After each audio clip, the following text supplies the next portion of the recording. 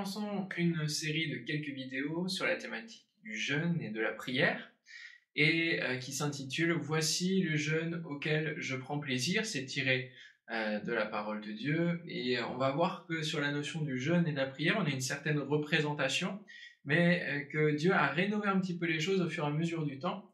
Alors voici la première vidéo qui nous parle un petit peu des rudiments, de comment le jeûne est arrivé dans la Bible, quels sont les types de jeûne. Voilà, de manière pratique, on va essayer de faire en sorte que ce soit très pratique. Alors déjà, il faut dire la définition du jeûne, qu'est-ce que c'est? Eh bien, si on regarde tout simplement le dictionnaire, c'est premièrement un arrêt total de l'alimentation, avec maintien ou non de la consommation d'eau. Par extension, c'est tout type d'abstinence, donc pas forcément le jeûne que alimentaire. Et puis, troisièmement, pratique religieuse consistant en une privation complète ou partielle de nourriture.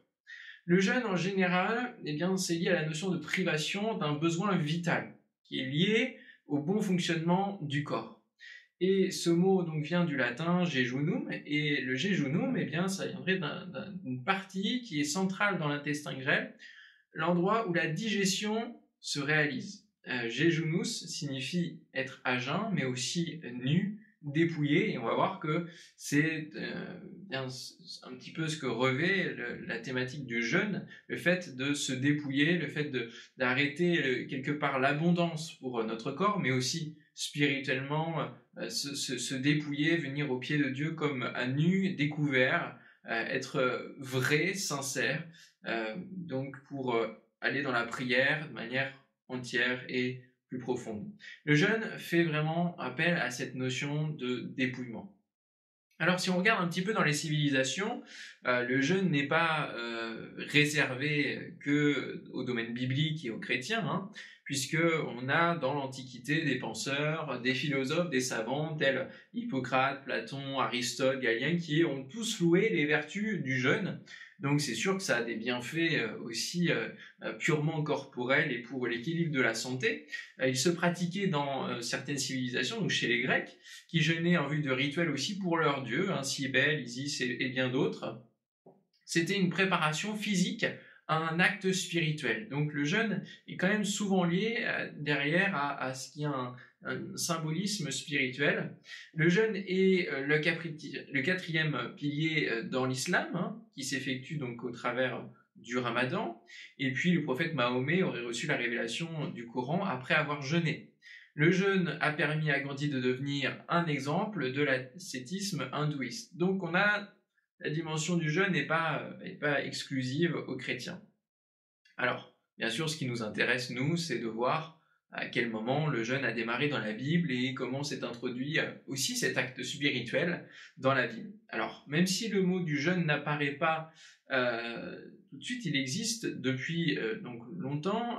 La première figure du jeûne que l'on peut voir, c'est au travers de Moïse, lorsqu'il va aller sur la montagne, sur le mont Sinaï, à la demande de Dieu, donc pour aller chercher les commandements divins. Il est dit dans Exode 34, 28, « Moïse fut là avec l'Éternel 40 jours et 40 nuits, il ne mangea point de pain et il ne but point d'eau, et l'Éternel écrivit sur les tables les paroles de l'Alliance, les 10 paroles. » La présence était tellement forte, la présence de Dieu était tellement forte que ça le comblait et qu'il tenait au niveau corporel, puis que Dieu finalement, la présence de Dieu suffisait à ce qu'il puisse vivre. C'est comme s'il était déjà au ciel, le corps n'était plus en train d'exprimer ses besoins, la présence de Dieu était là, et donc pendant 40 jours et 40 nuits, ce qui est quand même assez exceptionnel en termes de vie de jeûne, c'est pas conseillé de le faire autant, parce que c'est là qu'on atteint les limites aussi humaines et donc au niveau des organes, la survie des organes. Donc bien sûr là c'est quelque chose de très surnaturel, de miraculeux. C'est une expérience que Moïse a fait parce qu'il était dans un contexte très spécial de présence de Dieu. Alors, au sein du peuple hébreu va se développer aussi cette habitude-là, et notamment au moment où il va y avoir les différentes guerres aussi, avec les rois d'Israël, etc., au moment des juges. La première mention du mot jeûne en tant que tel se trouve dans Juges 20, verset 26. Tous les enfants d'Israël et tout le peuple montèrent et vinrent à Béthel. Ils pleurèrent et restèrent là devant l'Éternel. Ils jeûnèrent en ce jour jusqu'au soir, et ils offrirent des holocaustes et des sacrifices d'action de grâce devant l'Éternel. Quand on regarde un petit peu le contexte donc, de Juge 20, on voit que le jeûne se fait au cours d'une guerre, et en fait les enfants d'Israël jeûnent suite à une défaite. Et alors parce qu'ils n'ont pas été dans la victoire, alors qu'ils pensaient pouvoir l'être, ils vont revenir vers Dieu et se mettre à jeûner pour se dire, mais là, on s'est peut-être éloigné, on a cru entendre Dieu nous parler, enfin on a cru qu'on pouvait aller sur nos propres forces parce qu'on pensait que Dieu nous accompagnait, mais en fait on se rend compte qu'il faut qu'on aille auprès de Dieu et qu'on aille le consulter, qu'on aille jeûner et prier. Et donc ils viennent dans un esprit d'adoration, mais aussi de consulter Dieu pour la suite des événements, connaître la suite des événements. Donc ça, c'est les premières mentions du jeûne dans la Bible. Et puis on a 3 formes de jeûne, et on va terminer la vidéo par cela, les 3 formes de jeûne que l'on peut retrouver. On a le jeûne qu'on appellerait normal, ou en tout cas le habituel, c'est l'abstinence de nourriture, mais pas d'eau, c'est-à-dire qu'on arrête la nourriture, mais on continue de boire, de prendre de la tisane, voilà, des choses qui nous tiennent quand même hydratés. Et on a analysé qu'en moyenne, un homme peut jeûner jusqu'à 40 jours avant que son organisme soit en danger. Et c'est l'exemple aussi donc, de Jésus qui va donc jeûner 40 jours et 40 nuits durant, et il démontre combien il est allé s'incarner en tant qu'homme jusque dans les limites de l'homme. Donc, après avoir jeûné 40 jours et 40 nuits, Jésus eut faim, Matthieu chapitre 4, verset 2, et il va y avoir la tentation, donc juste après.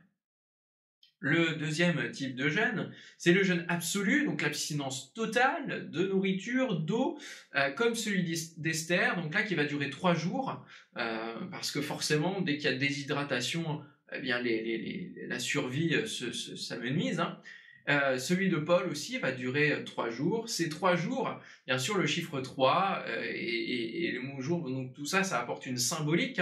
Ça nous fait penser bien sûr aux 3 jours pendant lesquels Christ est passé par la mort, et c'était finalement un jeûne de vie, lui qui porte et qui est la vie éternelle. Il a fait un jeûne de vie à ce moment-là. Il est mort. Et donc les 3 jours, après quoi il est ressuscité.